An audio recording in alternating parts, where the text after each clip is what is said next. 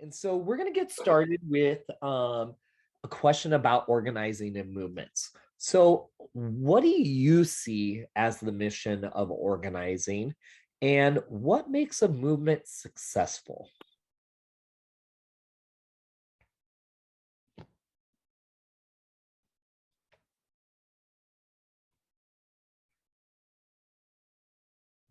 What do you see as the mission of organizing, and what makes a movement successful?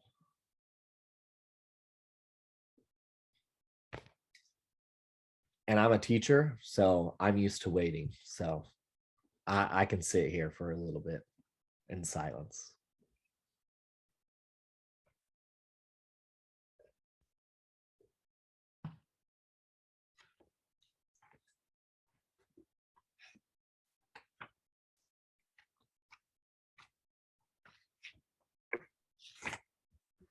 All right, Mary.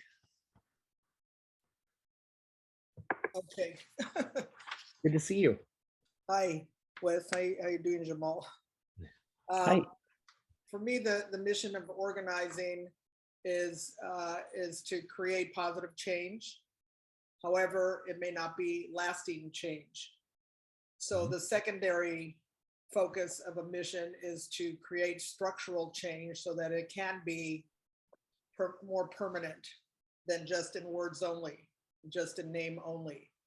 And in terms of measuring success, it improves the life of the average person, improves the life of people of color by creating an equitable playing field, and again measured by, first of all, powered by people is more successful than something that's initiated by a corporation, and to me, it would be more long lasting the more people involved. So movement creating and magnifying to create as many people as possible, but the average person that's involved has to be in the movement to make it significant.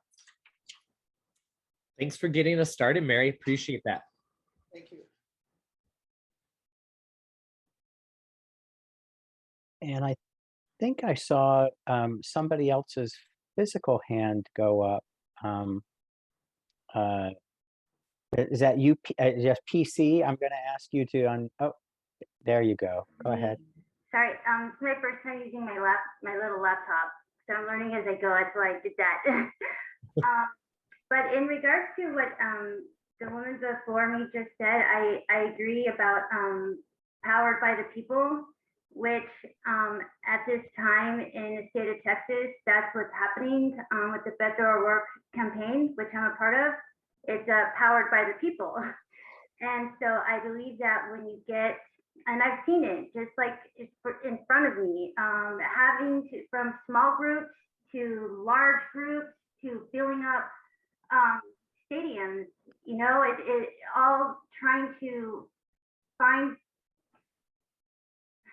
compromise in moving forward for what's in the best interest for the people of the state, and then obviously the nation as a whole, because of one state, it can, you know, set the tone for the rest of the states, just like Texas and Florida and all those other states that like are Trump powered people. And so I agree with what she said, and I do believe that it's not corporations, it's human connection, it's face to face, and the people have the movement and the power to do what needs to get done for what's best for their states and for ultimately the country. Thank you. And PC, if you give me your name, I can rename you, and then that way we don't call you PC. Okay, sorry. I'll learn as I go. This is Clarissa Ramirez. Clarissa. All right. Clarissa. Yes. All right. I renamed you. That way we don't call you PC anymore, Clarissa.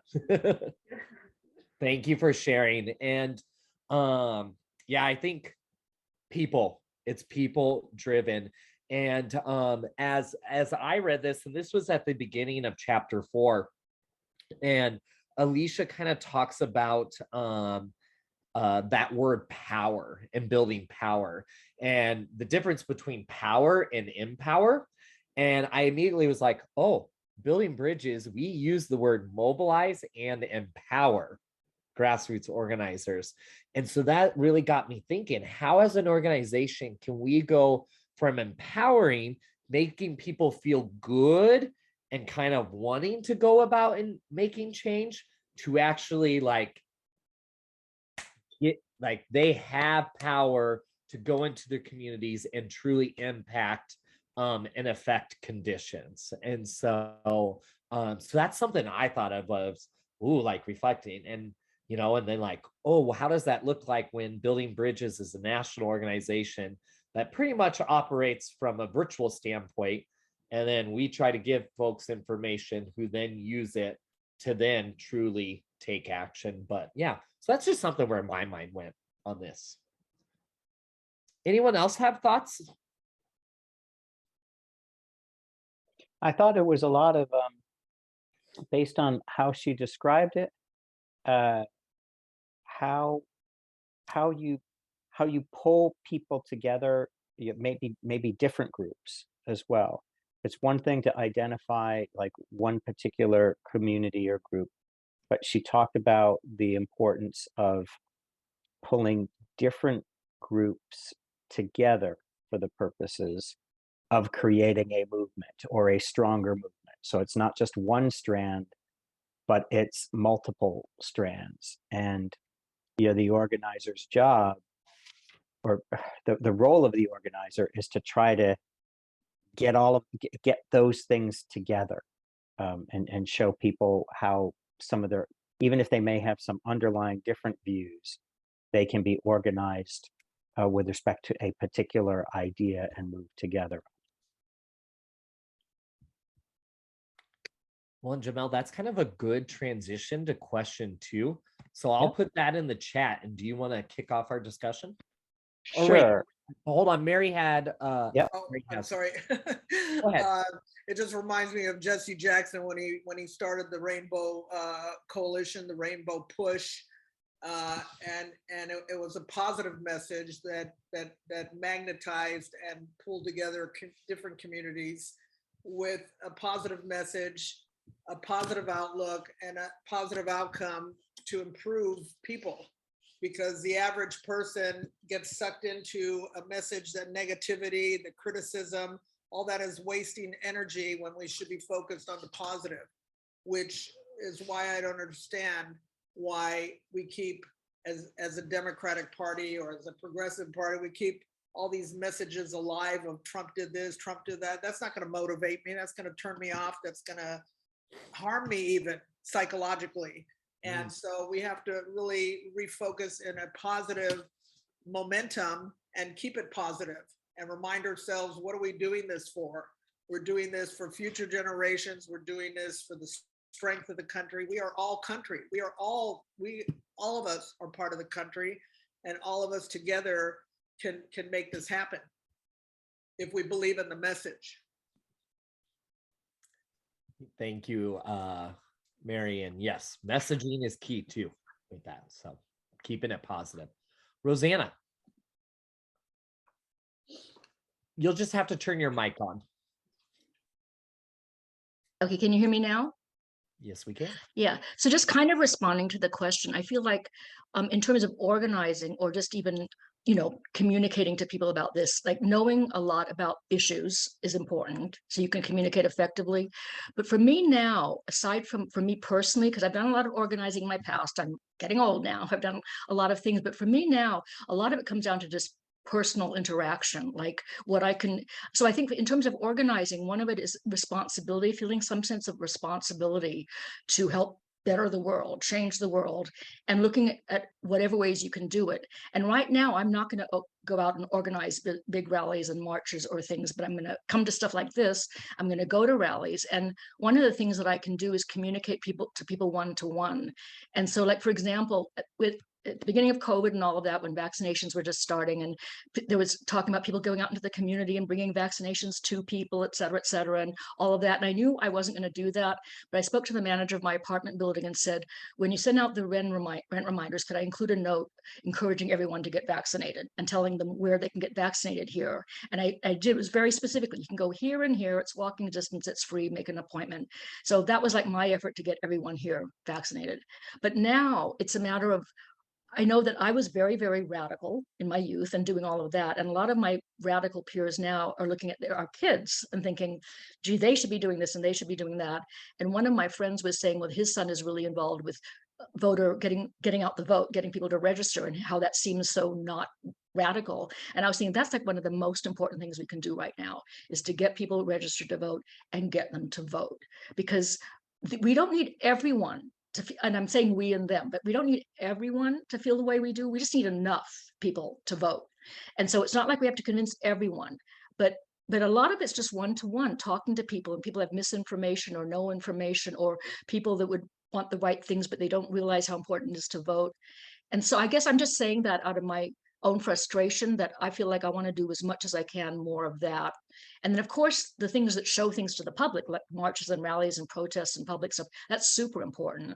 But then, and getting to young people, I said something last week about, or in the chat, about how to reach young people via social media, because that's something I'm way clueless about. You guys are all much better than that than I am. But basically, they're looking at their phones and they're just seeing what pops up. And Trump and folks like that tweet constantly all kinds of stuff.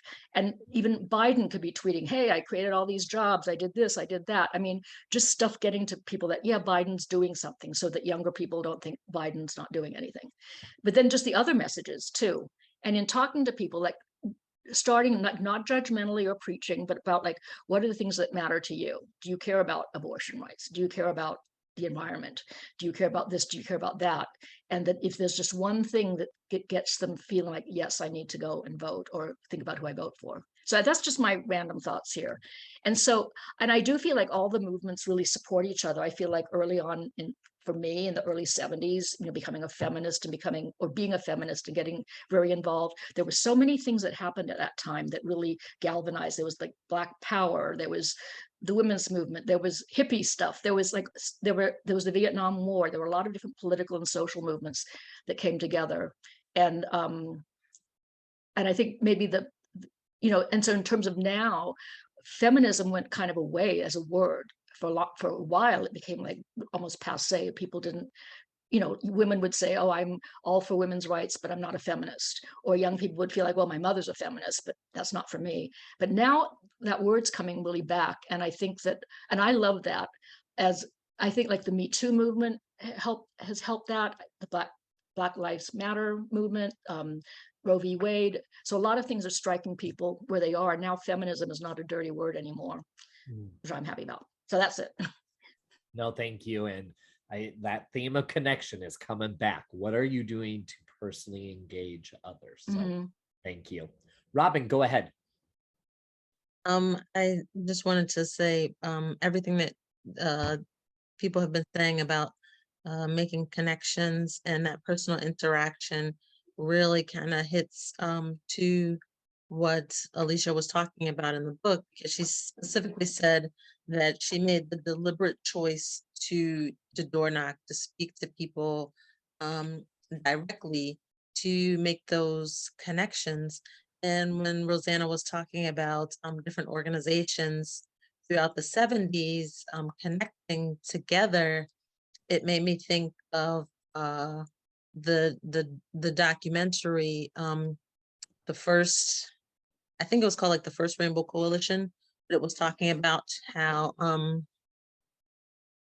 the Black Panthers, the Young Patriots, and white Southerners from Appalachia, I know I'm saying that incorrectly, who lived in, I think it was either Detroit or Chicago, connected together across racial lines and to make a very powerful movement. And a lot of like the history that we learn about, through COINTELPRO, targeting them because they were so powerful to enact change, because they had organized across different, across racially and across different groups. Thank you, Robin. All right, and we kind of already have started touching on question 2, but Jamel, will you read that off to us? Sure. So we have talked a little bit about it, but as an organizer, what things do you need to know to work effectively in terms of understanding about the work of organizing, in terms of understanding the issues? And another way to put this is that if you were out to look for somebody that you wanted to hire to be a movement organizer, based on what we've seen in the book or what you've seen in your life, what kinds of phrases might you put in that ad?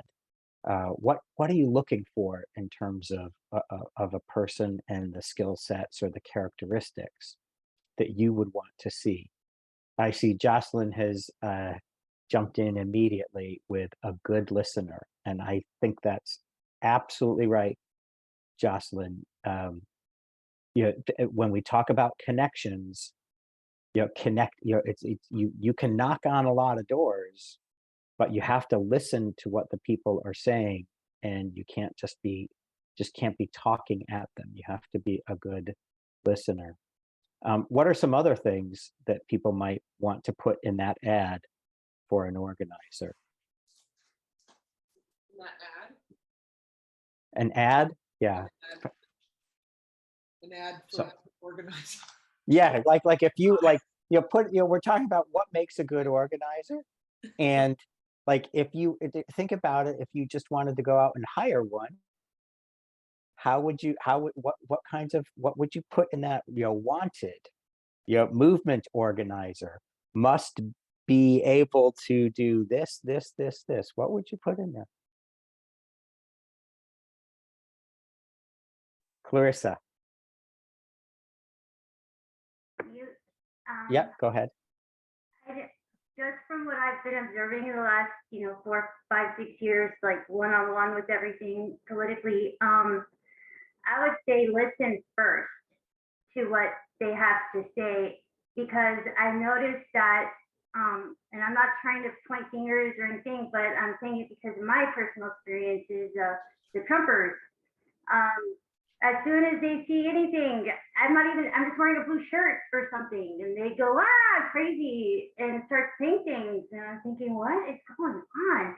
And then, so I just think that's not really listening to them. That's just putting up with the bully. And then I just turn around and walk away, because we got a lot of those in my area, unfortunately.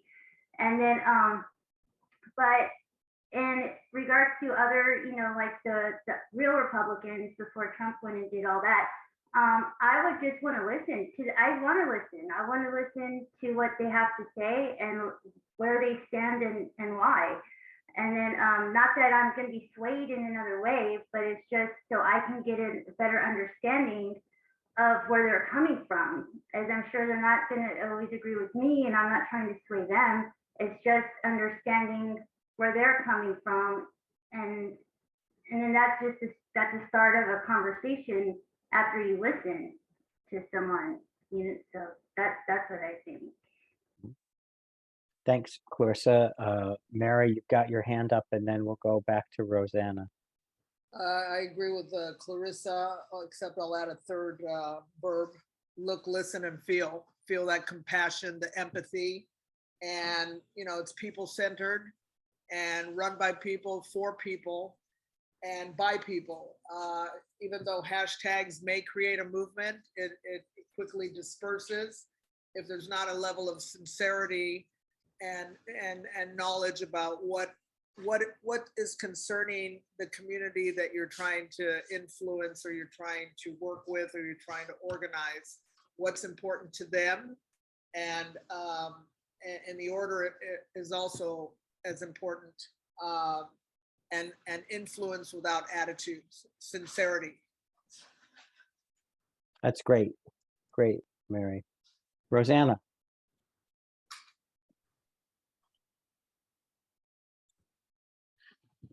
Yeah, just along those lines, I think for me, I mean, if I were looking to hire someone as an organizer, it's definitely listening first, but then also being knowledgeable about issues, and also really being able to be non-judgmental, like hearing where people are coming from, and then thinking about how to interact with them, and that if and obviously, ideally, to change their mind, maybe, but at least to educate them, because bottom line, it's about educating and empowerment, personal empowerment. And ideally, I'd want them to feel the way I feel about things, but maybe they don't. But on it's sort of like a very general humanitarian way, it's like, yeah, but everyone should be empowered, everyone should care about their life and the things around them, and know that they can have some power and a say in that. But I think that that that the talking to people, like if someone really generally wants to be an organizer and do stuff, but they don't necessarily have great listening skills, or they don't really have great communication skills, that's something that can be taught somewhat or cultivated, that people can want to learn that and learn it. And I know just an example, when I was at a abortion rights or pro-choice march in Venice Beach. I live in LA. Like a few months ago, there was this young Black woman like on the side watching, and she like touched me and asked me if she could ask me some questions. So I held back from the march, and I had no idea what she was going to ask or where she was coming from at first, even after she started to talk. And she started to say something about how the way she understood it was that abortion rights people wanted to make Black women abort all their babies. That they wanted Black women to have all these abortions so there'd be fewer Black people. And I said, no. I mean, I was really stunned at first. I had to really realize that's what she was asking. And I said, no, if anything, it's almost more the opposite. More Black and brown women will have to have babies if they don't want to have babies. And the idea is that all women should have a choice about whether or not they want to have a baby, but it's absolutely not focused on Black women one way or the other than it could affect Black women, but in the opposite way that you're talking about. And she really had to ask about that. She didn't trust that. And then she also thought that people who were in favor of abortions wanted those to happen so that fetuses could be taken for experiments. And the thing is that it's amazing to me that this is out there, that people actually believe this. And so I talked to her about that, and I said, no, absolutely not. So I was hopefully educating her, telling her something. I wasn't preaching. I don't know what she did with it, but that was just an example of like someone, I had no idea where they were coming from, but that's what they were saying. So anyway, that's just my thought, is that people to listen and to not judge, and to start wherever that person's at, and just communicate only as much as they want to, not to go further. Yeah, those are really good points. One thing I'm going to throw out, and I'll see how people respond to it as well, see if there are other hands that go up. I was really impressed by her detailed explanation of the steps involved in particular actions. The way she broke down, like we needed to try to get an initiative on the ballot. Breaking it down in terms of what you needed to do when, understanding processes, and actually sweating the details, because it's vision and ideas are great, listening, all of that is great, but there are some skills that are your organizational skills, paying attention to detail, all of that is actually critical to give the movement the legs that it needs. I think some of that may be underestimated. When she says it's not just a hashtag, because people all get excited about that hashtag, there's a lot. She's basically said there's a lot more behind that, and I think that that's what she's trying to say in her book. But I'm curious as to see if there are anybody else saw some of that, in terms of different types of skills. Clarissa. Okay. I don't know if this is actually answering your question, but it did move me to do something and to taking action. Just like what Ms. Jocelyn was saying at the beginning of this hour chatting, where you can get a bunch of people together, but then what? How are we going to get all those people to the voting polls to vote? Especially when there's so many new restrictions and all these new laws and all this stuff, deterring people to vote, especially in rural areas across the United States. Well, because this is my first time participating in like full volunteer groups, you know, not just my state, but national as well, and other states, helping them for their states. And I'm learning a lot, and I'm very appreciative of that. And so with that said, I actually got my application to be a volunteer deputy voter registrar. So that's a big first for me, y'all. Like, I thought this was a big first, but this was a stepping stone to my action. And then on Saturday we had a veto meeting for the state, and so I'm now going to be trying to organize caravans and buses to pick up the people who live outside of the area who don't have means to get to the polls. So that's another start. And I never thought that would be even saying that to you all. I never in my wildest dreams. And this is just amazing. And so that's a stepping stone for me. And I hope to just impact change somewhere, especially starting locally to state and anywhere and everywhere else. That's great, Clarissa. Really exciting to hear you say that.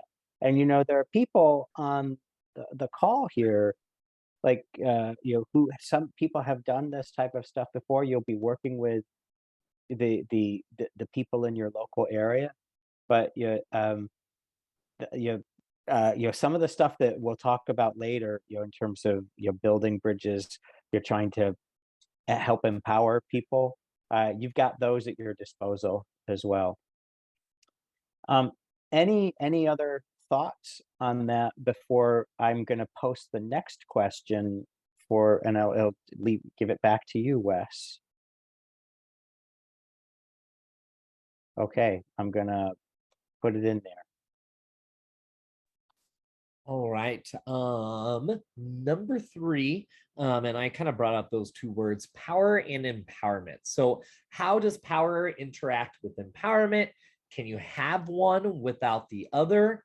Is one more vital than the other? And I'll just read what Alicia says as the definitions. Power is the ability to impact and affect the conditions of your own life and the lives of others.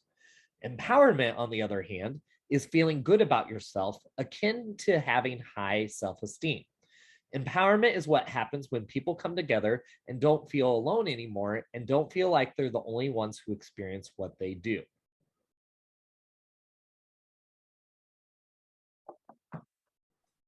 So how do those two interact? Can you have one without the other?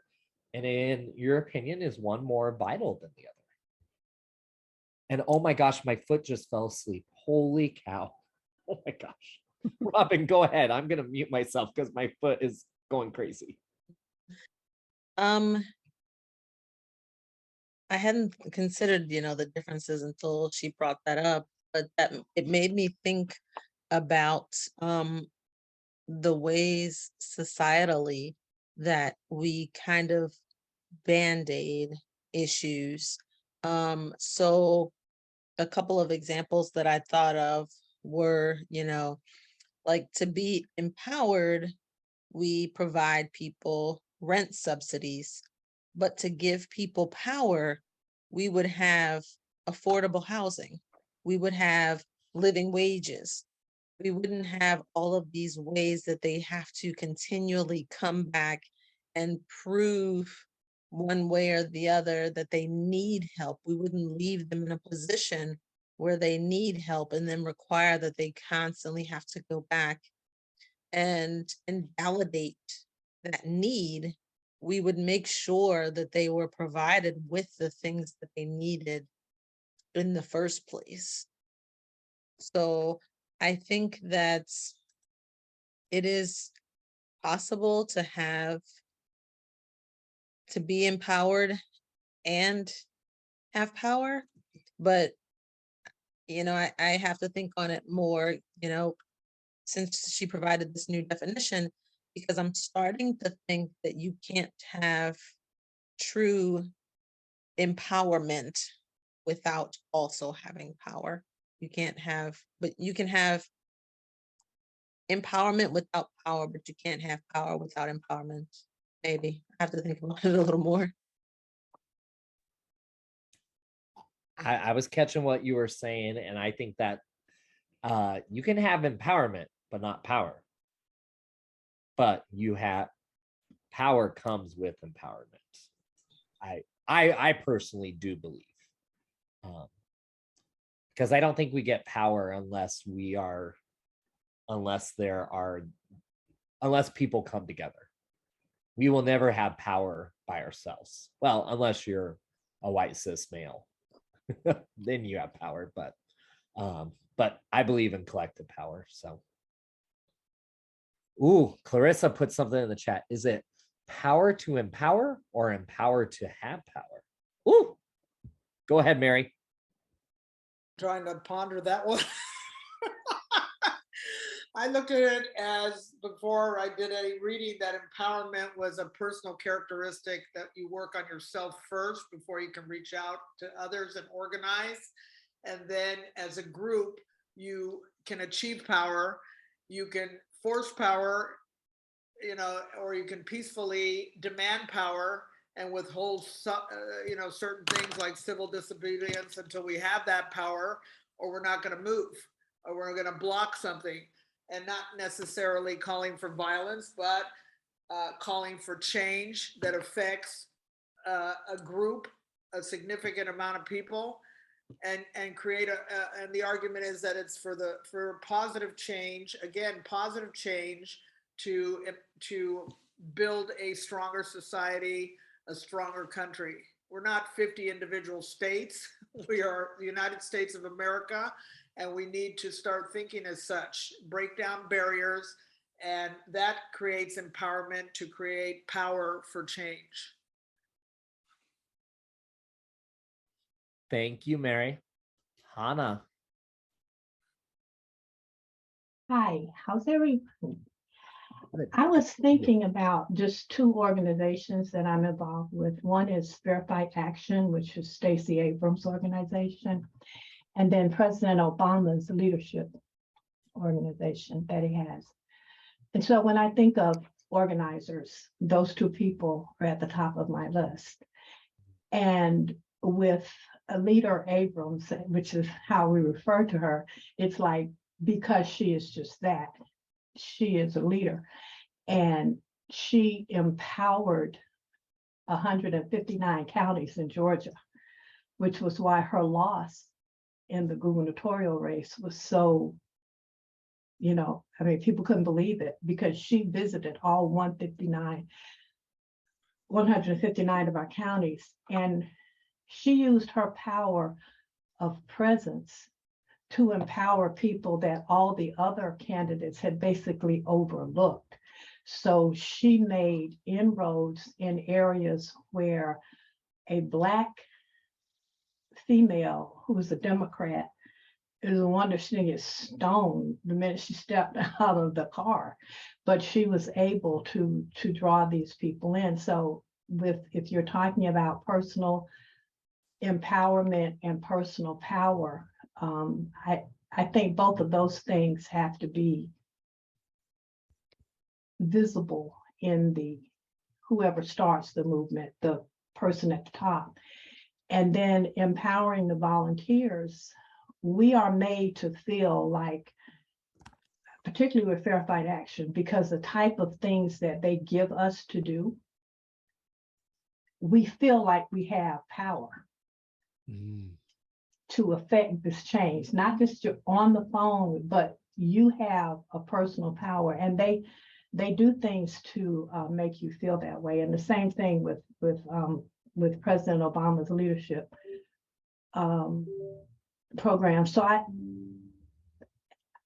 I think power and empowerment are situational.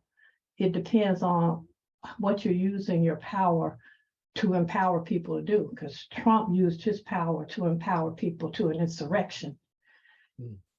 So I think it's situational, and you have to look at it that way, because all power and all empowerment is not necessarily a positive or a good thing. Yes, thank you. Appreciate that, Hannah.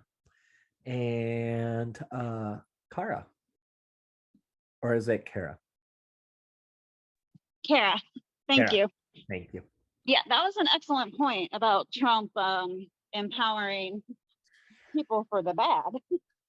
I just I haven't done any organizing, and but I have been a restaurant manager, and a lot of my employees were like teenage girls, and for me, they worked. I could get so much more out of them if I empowered them and let them make decisions and gave them a little bit of made them confident, made them feel good about themselves. And that's why I was always an excellent manager, and my employees were always very loyal and very good. It's because I made them feel good about themselves. And it is I assume is the same thing when you're organizing and you're trying to get to recruit people. If you get them, they feel empowered, then they're going to be more willing to do the work. They'll be more willing to help you and do whatever needs to be done. And you are an organizer, and I believe Alicia writes about it. Every part of our life there's organizing in it, and so obviously we are in that political sphere, but organizing, really where I started organizing was in the workplace, at my job. That was really my first, especially as an adult. But yeah, so thank you for that. And Hannah, as you were talking and you mentioned Leader Abrams, soon to be Governor Abrams, I actually read an article today that was talking about organizing, particularly in rural areas, and the author specifically mentions Abrams, and so I put that in the chat if anyone wants to look at that. But good. Yes, and respect is an important part of communication, organizing, and so yeah, good thoughts here. So appreciate everyone, and let me get to question 4, and then Jamel will lead our discussion. Oh, Jamel already put it in there. So I just put it in. I was planning ahead, and I really like this question. I think Robin wrote it, and I think this is something that I'm really drawing from the book, is how Alicia Garza talks about patronage politics, which exists on the right and it exists on the left. And she talks about what are the pitfalls. She says there were ways in which that system, where she mentioned Mayor Willie Brown, who got into power, got elected, used it, provided positions. People accepted that as a way that things worked, or as a way that you got things done. And she said sometimes that stood as an obstacle to their movements, and sometimes it was something that they could leverage. And to kick off the conversation, I will go back to something that Kara just said.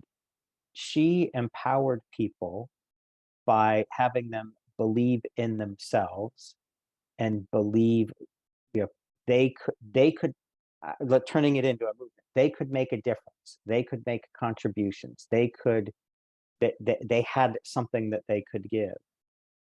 I find that sometimes with respect to patronage politics, or basically the system that exists within our political system, is that sometimes it's the opposite message that somebody who might want to try to affect change gets when they're told, well, you won't be able to do this. Well, this is really complicated. Wes, you have talked about some of the complications of trying to get your party in Nebraska to do certain things. It's almost becomes a little bit self-defeatist. And I think that when we talk about some of those skills of organizers and creating a true movement, a lot of it is actually about challenging you know, the existing structures that somehow stand in the way of any kind of change because somebody has a vested interest in keeping things the way they are. But what do other folks think about that? To me, this was kind of an eye opener to hear somebody talking about it from Alicia Garza's position, which is quite critical, of some of the structures and the, let's just call it, the powers that be in what people have identified as the left or some progressive movements within minority communities. So I've talked too much.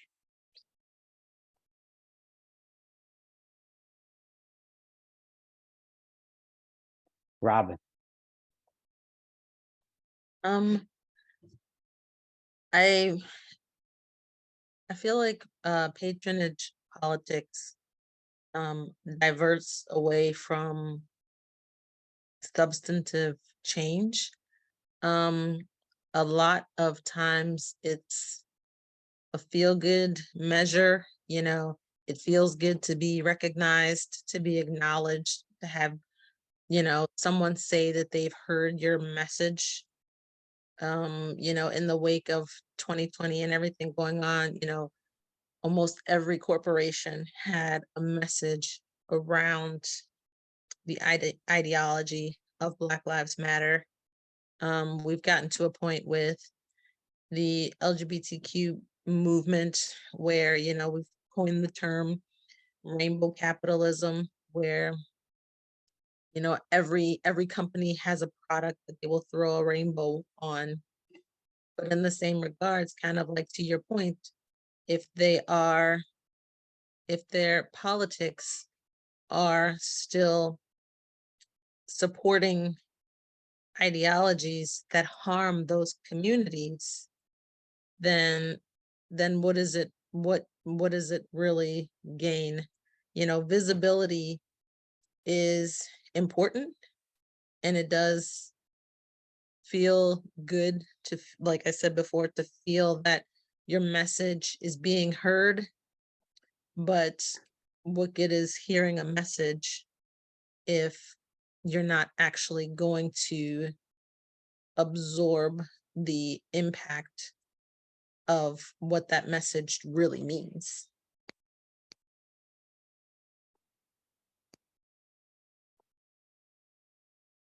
Yeah, I mean, I'm glad that you explained rainbow capitalism. Now I get it. Yeah, just the part of that is there it, when you're working on a movement, it's always this issue of, is there an ulterior motive? Is it people who want personal power or personal aggrandizement or a job? Like within, like you work on people who work on campaigns, a lot of them are doing that in part because they want to get a job in the future.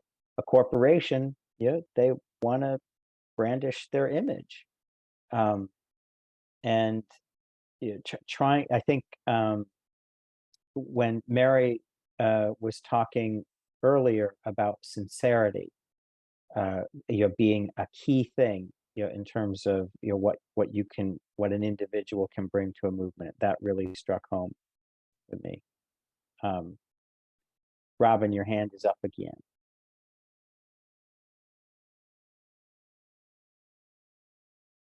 Or Oops, sorry, I not. was still on mute.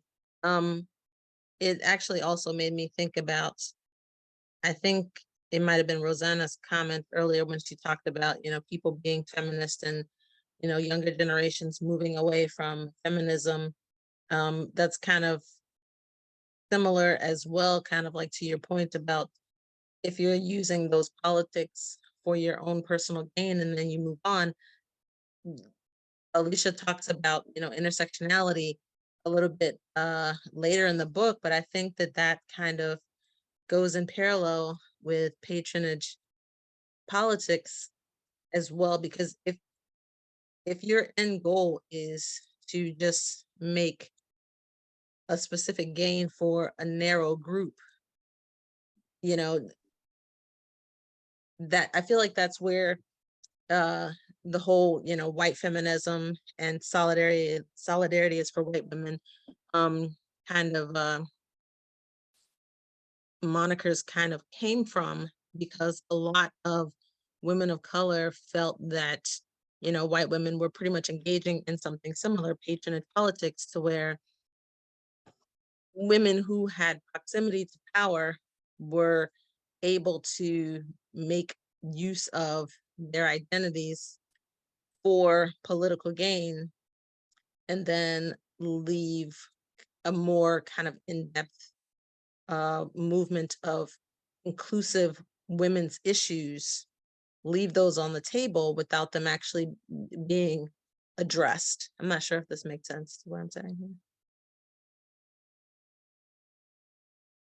No, I think it makes sense. I mean, it all comes down to, yeah, yeah, how are there truly altruistic efforts or not? You know, that's like a philosophical debate, and I actually think that there are, but you always you need to scrutinize it. Hannah, you've got your hand up. Yeah, I was involved with SNCC. I was involved with Black Panthers. Every group, you need to have all the components. You need to have the people that are all the way out around the fringes. You need to have people who are in the middle. I think for a group to be successful, you have to have a strong group of people in the middle. But you're going to need those people. You got to have a group of people that have that I'm the kind of person you definitely don't want to mess with attitude. And then you have to have the people who are the conciliatory kind of people. And then in the middle, you have the people who are the nuts and bolts people. They're the people who go to the state houses and they sit down and they do the face-to-face, one-on-one. They're the ones that are not going to get up and smack somebody across the face, regardless of what happens in that room. So when you talk about patronage politics, you have to, that group has to be as diverse in its attitudes and its orientation as it is diverse in color or whatever. You just need, because you can't address, you know, like if you're coming to a group of African Americans or Native Americans, you're never going to be able to address everybody's point of view if the only voice you're hearing inside your head is your point of view. So if you have people inside your organization who are just as radical as the most radical voice you might hear out there, then as an organizer, you're going to know how to deal with that, if that makes sense. I read a quote today by John Rohn, and it says that, you know, we must all suffer two things: the pain of discipline or the pain of regret and disappointment. And I think that happened to me in 2016 because I'm a Democrat, you know, and I think I was so blinded by my allegiance to the party and all these great things. And I was working so hard and I didn't allow myself to see any other point of view. I didn't allow myself even to listen to my daughter, who kept saying, Mama, you need to calm down because Trump is going to win this election and you're going to be really sad. And then election night, when it became a reality, I was curled up in my bed crying, and my family was worried about me because I don't know, I was messed up. And I think if I had allowed myself to hear other voices, and I think if the people in the organizations I was working with, if they had listened, we would have been more disciplined. And then we wouldn't, that if I had been more disciplined, I wouldn't have had that regret and I wouldn't have had that disappointment, because that would have always been a possibility. So, and I guess I'll stop in a minute. The reason I'm bringing it up is because when Robin was saying that, are they working for the good, or if it turns out to have a good result? Sometimes it doesn't, and that's where the discipline comes in. You go in thinking you're going to make this big change. You got to be prepared to know that you might not be able to do that, but then you just go back and you start all over again, and you don't allow yourself to be derailed by it. And that's a big part of organizing. I mean, we just got a bad ruling from a judge here in Georgia on our Fair Fight lawsuit against Raffensperger. And, you know, we had to take that ruling, and then we had to get back on the phones because this is 2022. And we've got another fight in front of us. So I don't think it's bad patronage. I don't think it's bad. I just think if you're not disciplined, you could have a bad experience, but I don't think it's a bad thing. Say that, sorry. That's okay. No, great thoughts, Hannah. Kara.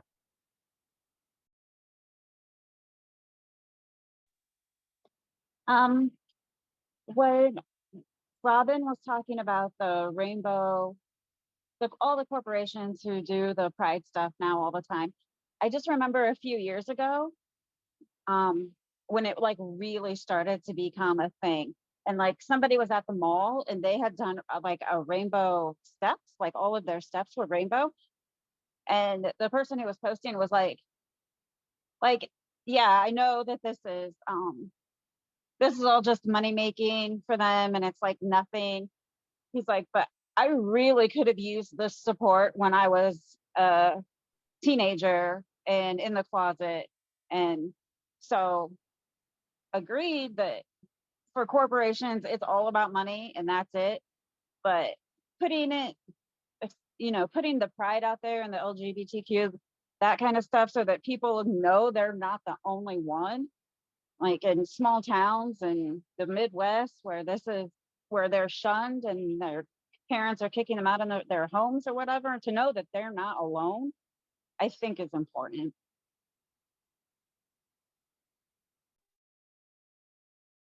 Yeah, I'm that whole notion of good can't, does good come from the way corporations might choose to jump on to something or echo a message, even while they might do it because it's positive for their bottom line. It's like maybe it's one of those things where it's a win-win. And is there anything wrong with a win-win? You can be a little bit skeptical of the motive, but if it does result in a win-win, at least it's a win-win. Mary. Well, I also think that, for instance, if you have corporations jumping on board, making money off your movement, such as the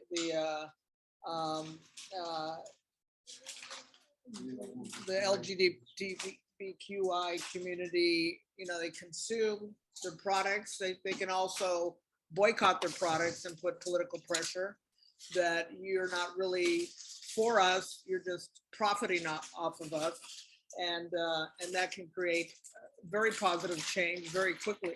The money matters. And so the pressure of not consuming, you can easily consume, but you can also unconsume and be aware of your consumer power to affect change.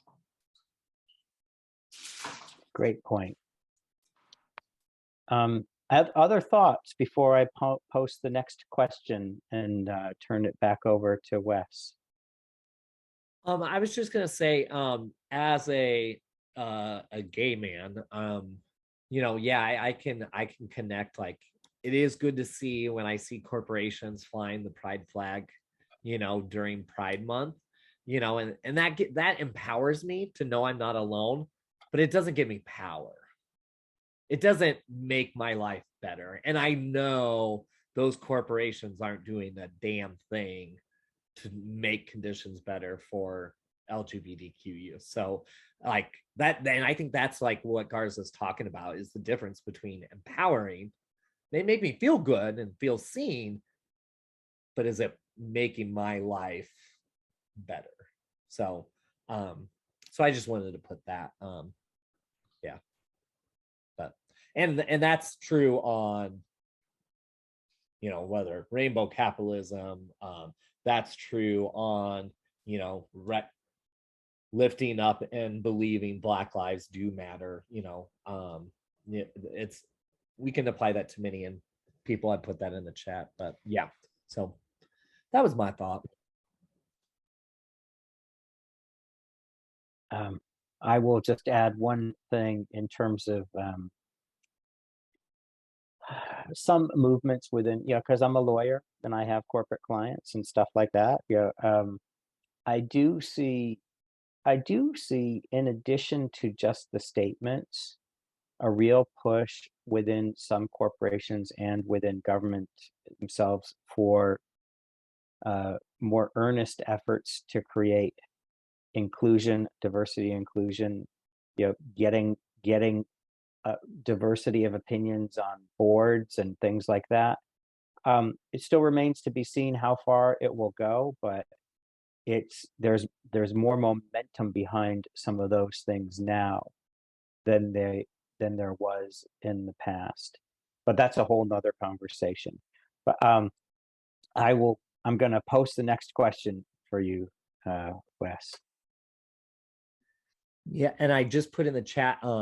I'm seeing that because my school district is an example of that, and also knowing that they're not only having those discussions, but they're rewriting policies and recreating structures to ensure that. Not everyone, but there are some. Right. So, yep. Number 5. So what are some of the ways that we place blame on marginalized groups for their oppression? So this is a moment of, reflection, maybe even a moment of vulnerability. And what I like this question, my one caution of discussing those is I don't want to give air to, our stereotypes. But as Alicia talks about in the books is, Alicia had a lot of real conversations with people from various backgrounds on what they think, and and then Alicia did a lot of probing questions to truly get at to why people feel that way, and then also to have a dialogue about how they could think beyond that. And so that was one thing I really loved. And if anyone knows exactly where that is in the book, because I was trying to find it, but I couldn't find it. I'll look for it, Wes. Okay. I've got a search function that I can use. Okay. See, that's the benefit of ebooks, but I love the smell of books. So I will never be an e-reader. I do love the smell of books too, Wes. Yeah. My students think I'm crazy, but I will literally sometimes Especially old books, they have that smell. yes. Yeah, it's just okay. So yeah, so if you want to answer that question, I always love when people are willing to be vulnerable in front of others. But yeah, I really did like that. Oh, I think I found it. Florida governor. So it's on page 90 in my book, and it says, I underline, you can't tell people that they don't see what's happening right in front of their eyes. I have a different story that describes why I see what I see and what that means for the possibility of changing our conditions. So I decided to ask questions and to help to place our experiences into context. So, Mary, did you want to respond to that question? I'm going to give an example with the recent flights that Governor DeSantis of Florida and his theatrical way of dealing with migrant caravans to Florida that are waiting their turn in a legal fashion, requesting political asylum and escaping oppressive conditions, whether it's climate migration or political oppression or sexual identity oppression of of LGBTQ communities of displaced populations that are waiting their turn to be heard in immigration court. And he flew them to Martha's Vineyard. He flew them to New York and different places. And he took the Florida's money from COVID response and used that money to pay for these flights. And now that they've had this hurricane, there's no more money left. So they're asking for a bailout from the federal government. And Republicans, interestingly enough, are voting against giving Florida any aid to populations that were displaced by Ian, the hurricane, and blaming marginalized migrants for their conditions. They have an international right to request a political asylum, and they're being denied the political rights. And not only that, they were criminally persuaded to go on these flights. They didn't know where they were going. They didn't know why they were going. They were lied to. And so all this will be investigated and uncovered little by little. But they were fraudulently taken away from their rightful day in court and dispersed all over the country. And they are blamed for stealing jobs, for costing money, for all these things. They'll be blamed for missing their day in court, and then they'll be deported or worse off, or face their death. Yeah, that is 100% an example of ways marginalized groups are blamed. 100%. The immigration is a great example, Mary. Kara. I just want to, the way that she described how she asked other people questions so that they could understand the other people's point of view. Like, I do that. I try to do that. I mean, I'm in Indiana and there are MAGA people and you just can't talk to them. I mean, that's fine. But if you find somebody semi-rational, that, like, my dad is not, I don't know what he is. He's not MAGA. He's not super conservative, but he's very Christian. So I don't know. He's getting weird ideas from weird Christian-y people. But anyway, so like during the pandemic, when they gave everybody $600 checks, he's like, I'm on a fixed income. Why do I need a $600 check? Where are they going to get this money? And blah, blah, blah. And I was just like, because he's on Social Security. And I was like, but Dad, there are people on Social Security who are raising their children and their grandchildren. I'm like, not everybody is in your privileged situation where you don't need $600 extra. Some people are like 8 people they're trying to support and have no money. And so that $600 is like a lifesaver. I'm like, and he was like, oh yeah, I guess that's true. So like, just not being nasty to people and like telling them they're stupid and they're wrong, but just pointing out that not everybody lives in the same situation that they live in. It can make a difference to people, make them better understand other people's point of views.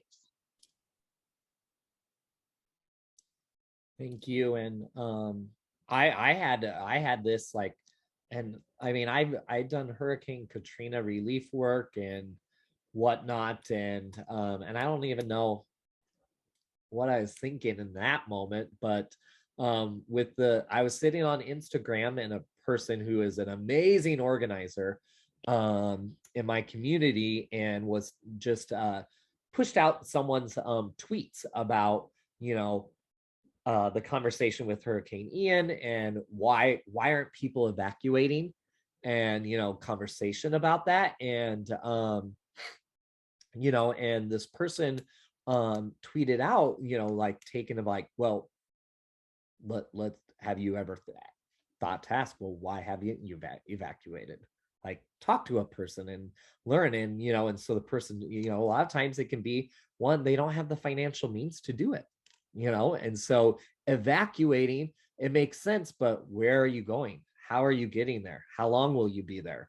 What happens to those who you're in charge of, and the places that you have responsibilities for? Like, what about them? There's so much that goes into it. And and in my mind, we're like, oh my gosh, it's a deep thing, rather than just saying, oh, you need to evacuate. Well, holy shit, like, there's a lot that goes into evacuating. It could be months before people are able to return if they do evacuate. And then we watched it on the news today through CNN 10. And so I posed the question to my students, like, because there was this elderly couple, and the one spouse, like, accepted to leave with a rescue group, but the other spouse was like, no, I'm staying.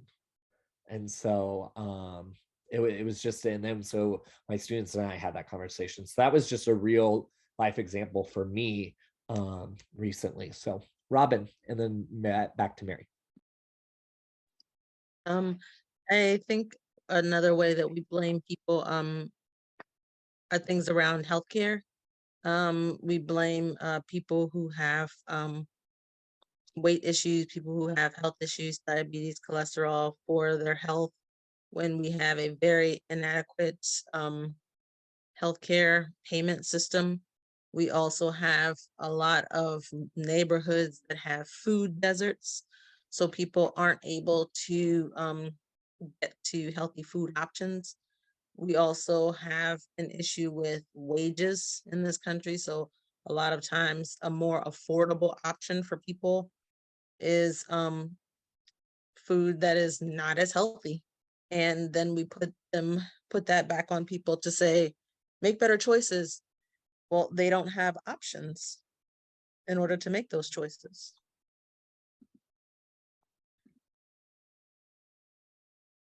Great point there, Robin.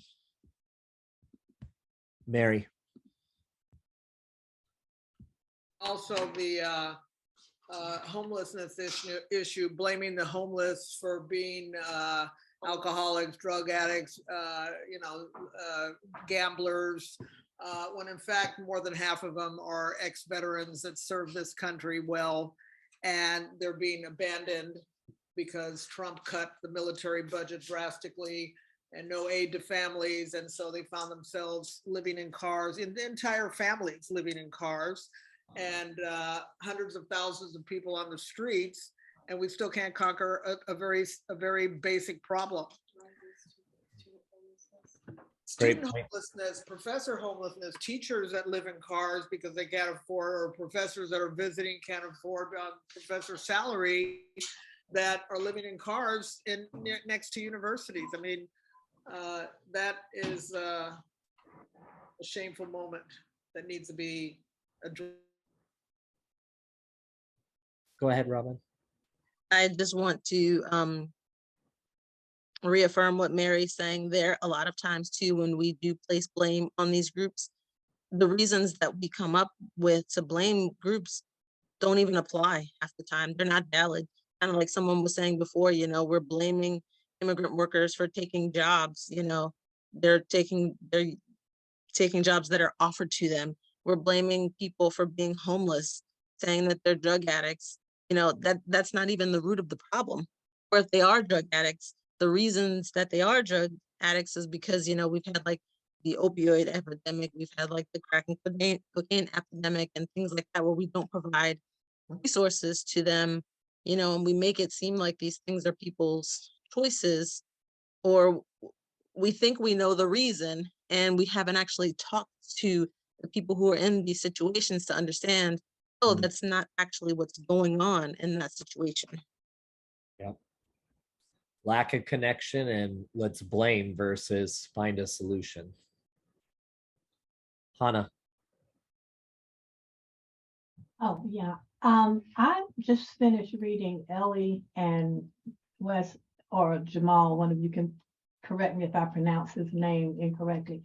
Ellie Mistel, is that how he pronounces his name? The lawyer, the Black attorney. He's on MSNBC sometimes. It's but anyway. Not familiar. So if anyone else knows, but I can do some digging. I think it's either Ellie Meistel or Ellie Mistel, one of the two. Yes, I know who you're talking. Yeah. Mistel, Meistel. Okay, but anyway, I just finished reading his book. It's a Black Man's Guide to the Constitution. And he points out that our system in this country is set up to keep, from the founders, when the Constitution was constructed, it was built to keep marginalized people basically marginalized. That's how people who are in power remain in power. I mean, no one's trying to recognize homelessness for what it is, or, food deserts for what they are, because it's all baked into the system to make sure that the power and the wealth remains in the hands of certain people. The Constitution was written for white males in America. So how do we blame marginalized people? By saying they're not white, they're not members of the Straight Hair Club. And so once you get outside of that, you're in trouble. You're in trouble. And I just think right now, that's the reason for all the problems that we have, because if the government would actually try to address these issues on a state or local level or federal level, then it would, allow me to retort. Thank you so much. I love that. And it will allow people, marginalized people, to get that power and become empowered. And they're not going to do that. So in my opinion, the simple answer is nobody cares. Mm-hmm. So. Yep. And that's it. Sucks when that is the reality and truth. Go ahead, Clarissa, and then Mary. Going back to well, I'm learning a lot from everybody, so that's really cool. Thank you. But yes, so I don't know. Well, I'm from South Texas, Rio Grande Valley, specifically McAllen, Texas. So my backyard is Reynosa, and it's Mexico. So I understand, and that's in the news. In McAllen, my city has gotten a really bad name because of misled information. Specifically with the immigrants coming, and so that is just really one, disturbing. I was born and raised here before I lived in New York City for 20 years, and I came back in 2017. And it's unbelievable how everything got shifted completely in the opposite direction of everything that everyone here especially has been working for and towards.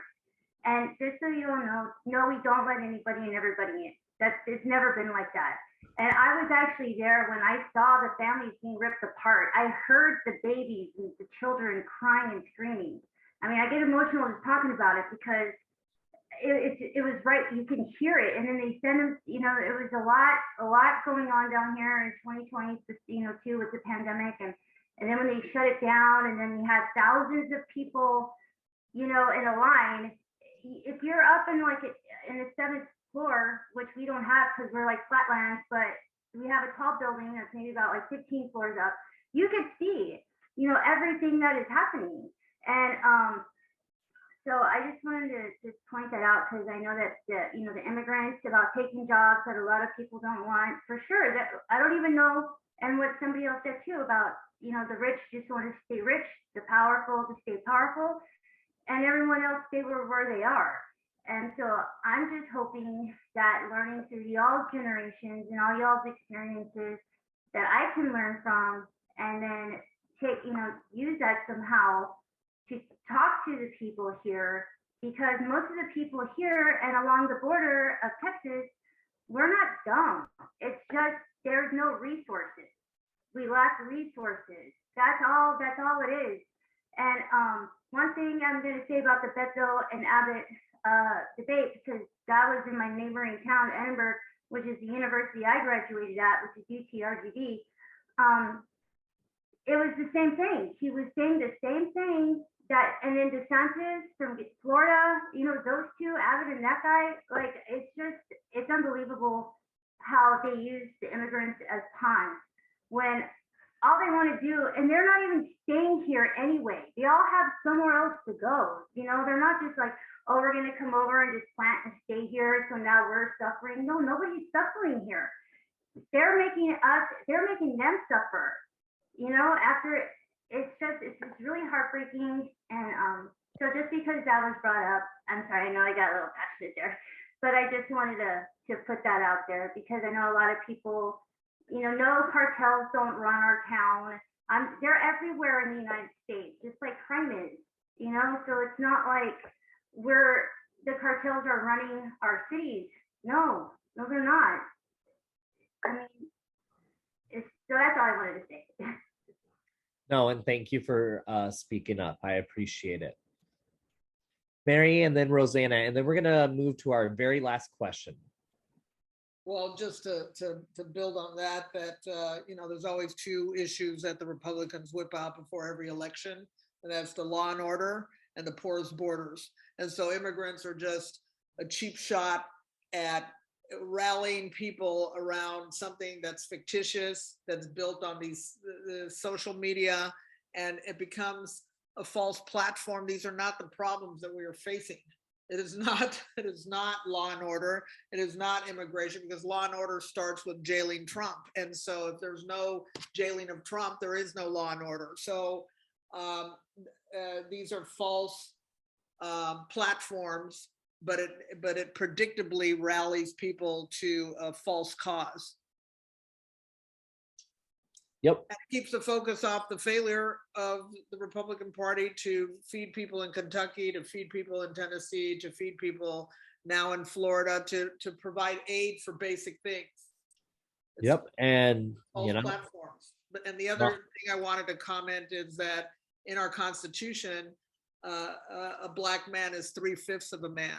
And so how do you build from that when you're only 3/5 according to the law of the land, according to the charter that made this country what it is? But you can't give up. We're here because we have hope. We're here because we have dreams.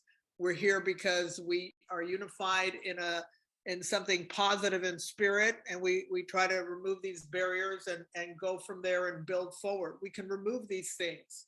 We can have an anti-lynching amendment to the Constitution and make it the law of the land, that there will be no lynchings, that it's a federal law. And so these are things that you have to keep battling and battling until we win this. Absolutely. And it goes back to Hannah saying, our country was basically built for white men only. And so it starts at the very beginning. Yeah. All right, Rosanna. Yeah, I just want to say, Mary, I think just to add to what you were just saying, I'm not sure if I'm right about this at all, but when women and blacks were able to vote at first, I think the vote was even wasn't equal to a full vote. I'm not sure if that's true or not, but or maybe it was just in certain instances, like maybe in unions or whatever, that black people only had half a vote, or somebody else just had half a vote. But anyway, that's beside the point.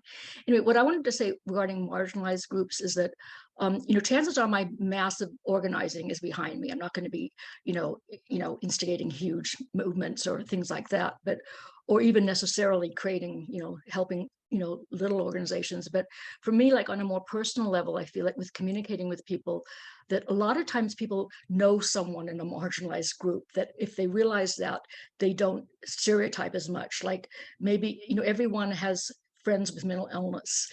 Almost everyone has known someone who's had an abortion. Um, uh, a lot of people have homeless friends, or people in their friend life who've been homeless or have addiction issues. And if they stop seeing people as like this group, but yeah, my friend. Or I know for me personally, I'm Eurasian basically. So my parents actually, in their day when it wasn't cool to be mixed at all, they suffered from a lot of racism for that. But my husband is Black, and so my kids are actually multiracial. And for me, when I was pregnant with my children who were going to be half Black, suddenly Black history became part of my history. In a way, it's hard to say how exactly, but I was carrying a half Black child. My children are going to be half Black. And so for my family, my not Black family, race, like Black awareness or whatever racism became a more clear to them because they have a Black niece and nephew or whatever. I don't know if that's making sense, but I know Prince Harry and Meghan. Harry says that he understood racism totally different when he got together with Meghan, and he saw the racism that was being directed at her. And now he has a partly Black kid. So when it's made personal, it's like the personal is political, that whole thing. When it's made personal, people can see marginalized groups as real people. I mean, everybody knows a gay person, at least, probably in their own family. So all of these people are in our own family. I was an immigrant in a whole different way. I came here, I was born in Singapore and moved to Australia and came here. So anyhow, I'm just saying that in conversation, if it can be personalized for people. I mean, I've seen Facebook memes, like what's his name? DeSantis's family were immigrants, but from European countries, probably. The whole idea of immigration is a complicated one. But anyhow, I'm just talking about how we see groups and how we stereotype. Yep. The power of humanization. So absolutely, Hannah. Hannah wants to make one more quick comment. Just one quick comment on what Rosanna just said, because DeSantis made this comment that nobody talked about slavery until the Constitution of the United States addressed the issue. And it was just hilarious when I read it. And then one of the gentlemen who was on the program, and I can't think of his name right now, had been a part of the Obama administration. And he said, well, the people who were enslaved talked about it. And so when Rosanna was just speaking, when we say it becomes more personal for the people, well, it was always personal for the people to whom it was happening. My father was born on a reservation. So that was very personal. That is a very personal experience. So for me, the plight of the Native Americans was always mostly because my dad kept dragging us to the reservation, and it was during the time when we were saying loud, I'm Black and I'm proud, and he's dragging us down there to North Carolina to listen to stories about our Native American heritage. But when we're thinking of these things and we're thinking of marginalized people, the one thing we have to remember is that it is a personal experience for them. And that's a little bit more important than it becoming a personalized experience for you. You got to first recognize how important it is to them. Then it'll be easier for you. That's it. Thank you. Appreciate great discussion here. Jamel, put in the chat our last question, and would love to hear some boom responses. Go ahead. Sure. And we are running at the end. So look at this question as, look at it now, look at it afterwards, maybe even take it as a homework assignment. We've talked about a lot of things here. And one of the things, as we end, maybe trying to end on a positive note. We see Alicia, building something, with some successes here, more successes there. But as you look at this and we try to take some inspiration from it, what are some things that you might actually want to push or promote? Maybe through a ballot initiative, something that you feel like your community needs right now. If you if you could do it, and if you had other people behind you, yeah, it's like to support or coach or something like that, what would you pick to do? What would you put your efforts towards?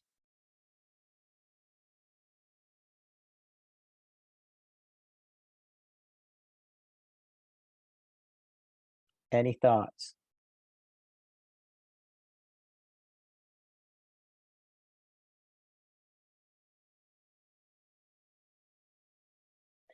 And now the reason for this question is, public Wes, I see they're all in the chat. Healthcare and education, public education, abortion and education. So lots on education. Like, what would be like? What's a specific idea, for education, or to try to push something through? And the reason that I ask is to begin thinking, and thinking about, well, how does a group like us, or how do you as an individual kind of take the power to actually do that? We read these books, and we all get frustrated, but what's something that we can do? Robin. One thing you said, be more specific regarding public education. I would decouple it from being paid for by property taxes, because that just perpetuates the disparities in our public education system. We need to have more equitable funding across the board for public education. Okay. Thank you from a public school teacher. And I will add on to that. I think starting off with just federal government and state government, start funding us to the levels that you say you're going to. They have never done it, and they probably never will, but I hope they start. So is that the type of thing, Wes? Like, would you feel like you could push for a referendum for a bond, or something to actually create the funding and push that? In my county, in Fairfax County, Virginia, those come through all the time. Like, we're going to issue a bond for this money for the schools. They always pass. There is some controversy, but basically people put it out there to create the money. Is that something that you would do? It wouldn't be through a bond. It's more just, every state has their formula, of how much money state aid they'll give to schools, and they never fully 100% fund based on, and like the federal government, for example, they're supposed to fund schools, particularly for in the special education areas, and the federal government has never 100% fulfilled the obligations based on the laws they pass. So it's more just going back to like, hey, this is your formula, actually give us the money you're supposed to give us. So, but I also agree with what Robin said. So we need to come up with other ways to fund schools. Mary? De-link it from enroll. If a kid is absent, you lose that day's funding, is my understanding. And so some kids are chronically ill, or many problems, or the parents working in the fields and are trapped by a cycle of poverty, and needs to be unlinked, and also make mandatory year-round schooling, because the average pupil of color is 3 years behind because of the pandemic. Not 1 year, not 2 years, 3 years, because of lack of accessibility to being online for lessons, for tutoring, for things like that, and also making it accessible to patient care that's now run on Zoom meetings with doctors. They don't have. There's a lot of communities that don't have internet access and don't have computers, and they can't access doctors unless they are available for Zoom consultations. Good points. other thoughts before we wrap up? All right, well, one thing I'll say is that as you think about these things, be brave enough to pick up a pencil or a pen and kind of write it down. Like what, if you wanted to propose something or to change something, people say delink this, or just write it down, and maybe as part of our discussion next time, if somebody wrote something down, we could just talk about it a little bit, because again, we're talking about movements and we're talking about ideas and trying to put things together. And I think some of that, we read these books in part to inspire us to do things. So that's what I'm trying to encourage you. No harm to like write something down, and you just have it there, so that when maybe when the weather is right or something, it's already there and you can run off with your idea, or you can share it with somebody that much faster.